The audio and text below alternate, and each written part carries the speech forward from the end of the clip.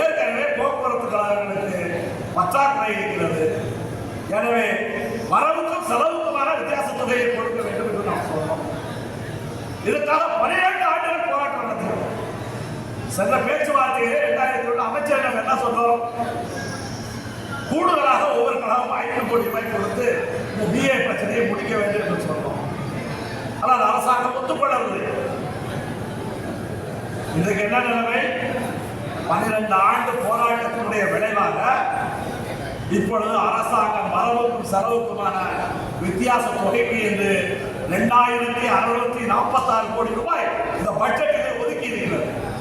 கேட்டது 6000 கோடி, கொடுத்தது 2646 கோடி என்றாலும் கூட இது தமிழ்நாட்டில் மட்டுமல்ல இந்தியாவிலேயே முதலாக வரவுக்கும் செலவுக்குமான வித்தியாசத்தை பட்ஜெட்டிலே வாங்கியது தமிழக போக்குவரத்து தொழிலாளர்கள். இந்த முழு பணத்தை நோக்கிய போராட்டத்தை, முழு பணம் வாங்குவது என்ற போராட்டத்தை இதோடு இணைந்து நடத்த வேண்டும்.